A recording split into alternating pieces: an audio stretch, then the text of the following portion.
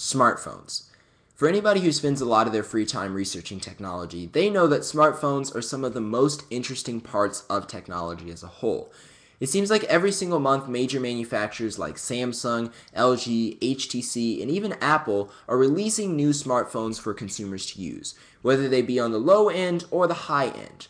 But the most interesting aspects about smartphones are the high-end flagships that are released every year. Those phones that always provide users with the most robust experience, putting them on the bleeding edge of technology, packing all of the highest-end specifications and providing the best camera experiences and the best software experiences that users could want and ask for. But the Achilles heel about all of these wonderful flagship smartphones is their not-so-wonderful price. For most of these smartphones, it costs about $700 to get one of these phones unlocked contract-free, which is a pill that not everybody is able to swallow. So as a result, last year a company called OnePlus decided to change the smartphone industry a bit, to shake things up and to change what was expected in this industry by releasing what they referred to as the 2014 flagship killer.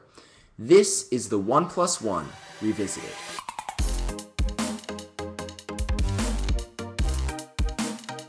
Hey, what's up guys, TechNick here, and I should give a bit of a disclaimer before I jump into today's video. This isn't actually a review of the OnePlus One.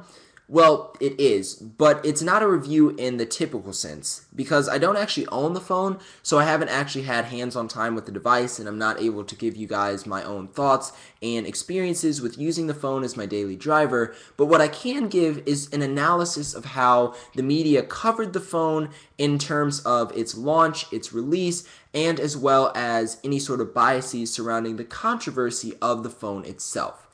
So back last year on April 23rd, 2014, OnePlus decided to release to the world its flagship smartphone called the One. And when they released it, they had the slogan, "Never Settle," which was built around their core ideology that they felt like consumers didn't need to break the bank in order to have a high-end, high-performing, and amazing flagship smartphone. So when they released the One, they packed in all the highest-end specifications at the time. A 2.5 GHz quad-core Qualcomm Snapdragon 801 processor, an Adreno 330 GPU, 3 GB of RAM, 16 or 64 GB of onboard storage, a 5.5-inch 1080p display, a 13-megapixel camera with an f2.8 aperture, and 4K video recording, the full 9 yards. And on top of all this, it had CyanogenMod 11S, a custom-made version of CyanogenMod specifically for the OnePlus One, as well as your choice of two colors, either silk white or sandstone black. Now, these specifications definitely deliver a very impressive package overall, but the most impressive aspect about this phone is its price tag. For $299 for the 16GB model or $349 for the 64GB model, you can pick yourself up a unlocked, contract-free OnePlus One. Now this is definitely something that's an impressive figure, especially considering that many of the other flagship smartphones released around the time, such as the Samsung Galaxy S5 or the HTC One M8, cost upwards of $700 to $750-ish unlocked, depending on what storage configuration you got.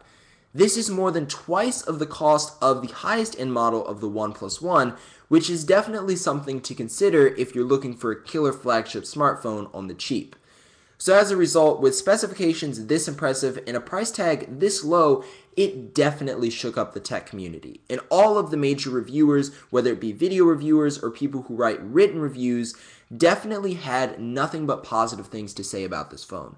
Whether it was the design and build quality, or the way that it felt in the hand, or the impressive and surprisingly good camera experience for such a cheap phone, as well as the amazing and robust software that CyanogenMod 11S brought to the table, and just the overall package, there was nothing negative that reviewers could say about this phone.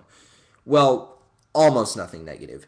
You see, the main Achilles heel about the smartphone was something that everybody continued to bring up, something that really couldn't be overlooked when you're talking about the OnePlus One as a whole. And this is none other than the notorious and infamous invite system. A terrible invite system to distribute its handset. The invite system is ridiculous. no problem, sell a phone in limited quantities, make it hard to find, but the invite system just makes it seem silly and elitist and unnecessary for people that want to give the company their money. Yes, the invite system. The one aspect about the OnePlus One that a lot of people really didn't get, understand, or enjoy because it made it one step more difficult for consumers to be able to purchase this phone and to get this phone.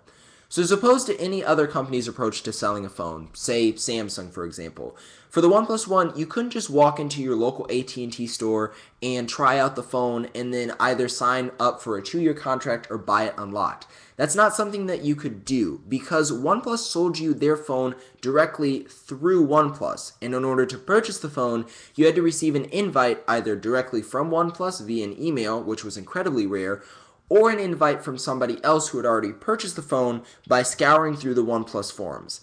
It definitely wasn't something that was very convenient for any consumer, and it definitely was something that on social media was talked about in a negative context. If we look to a lot of tweets on Twitter, we can see that there are a lot of people who are complaining about the phone. For instance, at Patrick_Oruke stated, "I want a OnePlus One, but this invite-only system is silly." Smitting Beard stated, "The invite system on the One is so stupid." Other people even went to a farther extent trying to be a bit humorous, such as what Carpe Diem stated, "Look at OnePlus doing a side-by-side with the Moto X. One thing they left out was the silly invite system. Odd omission, huh?" And even other tech reviewers such as Keaton Keller stated, "But nobody can even get the phone because of how screwed up their invite system is. It's a joke. I doubt a version 2 occurs." And other people even became disgruntled with OnePlus, such as what Chris Chavez stated, "Ugh, freaking OnePlus One invite system changed. Now invite expires 24 hours after receiving the email. Didn't have enough time to react." And some people who even at first were kind of in support of the invite system were starting to become a bit skeptical, such as what Marcelo Eduardo stated, "I'm starting to get pissed at the OnePlus invite-only system. I'm okay with doing some social media stunts, but I'm starting to doubt it." So clearly the general consensus for the masses was that the invite system was bad. It really didn't do anything that benefited OnePlus. But this is just the consumer perspective. From a business and economic perspective, surprisingly the invite system was incredibly intelligent. In fact, according to OnePlus, the invite system was a blessing. Now, I know what you're thinking. How in the world could this invite system be something that's actually good for a company, preventing users and consumers from being able to easily purchase your phone? Well, it's important to put things into context. You see, OnePlus is an offshoot of the Chinese company Oppo, and at the time of the release of that phone, they'd only been around for about 5 months. And as a result, they were operating on zero hardware margins. Meaning that if they had any sort of surplus with their phone, they risked going bankrupt because each of the phones that they sold, they only made a few dollars off of. So even if they had 10 or 20 smartphones laying around that hadn't been sold, they were losing a lot of money by the day. And as a result, the founder of OnePlus spoke up against some of the disgruntlement that a lot of people were having with why it was so hard to purchase the phone and why the company had to be worried about having too much phone in stock and not being able to sell the phones. So the founder of OnePlus decided to make a statement about this. He stated, Carl Pei stated, "Sooner or later, it's going to stop, and we don't want to be caught with too much inventory. With no margins, we can't have a situation where we have too many units and we'll have to discount them. For us, the first year was about survival. We understand it's been really hard to buy." So clearly, Carl Pei understood from the business perspective that having an invite system was imperative because he didn't want his brand new startup company to go under and not be able to provide any product to its consumers. So even though from a consumer perspective it wasn't very good, from a business perspective it was good. But one interesting thing that resulted from a system like this is that oftentimes when people actually got the invite to purchase the phone that they were going to receive in the future at the time of purchase wasn't even made yet, which is quite surprising. So clearly, Carl Pei decided not to create this invite system to annoy its customers, but more to provide a safeguard for the company itself to be able to stay afloat. Now, thankfully, things have changed. We can see that OnePlus has actually completely abolished the invite system as of April 23rd of this year, 1 year after the official announcement of the smartphone, and you're able to purchase the phone without an invite required at all. But the bigger issue at hand here is not so much the invite system itself, but more about how the media covered the invite system. Most of what you can see with the media's coverage of the invite system is negative in nature. If you look at all of the tweets that I just read and many other tweets on Twitter, you can see that a lot of people were disgruntled with the invite system, and that a lot of major tech companies such as CNET and The Verge and Droid Life were all saying how much they hated the invite system. But there was much less coverage of how crucial this was from an economic perspective and how imperative it was for OnePlus to use this business model in order to stay afloat.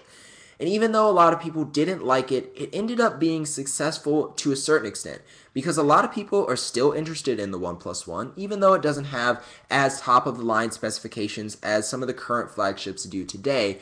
But a lot of people are still interested in it, and it's garnered enough support and enough interest for OnePlus to release their next smartphone in Q3 or Q4 of this year, aptly named the OnePlus 2. And even though we're still going to have to wait a bit to see what the pricing scheme is, and invites will unfortunately return for the OnePlus 2, we can see that they're doing it for a strategic reason, and that is the key aspect, that the media actually didn't really present the OnePlus One and some of the controversy surrounding it in a fair manner. Anyways, thanks for watching. This has been TechNick. If you like this video, feel free to leave a comment in the comment section below and subscribe for more videos like this. Until the next video, I'll catch you later.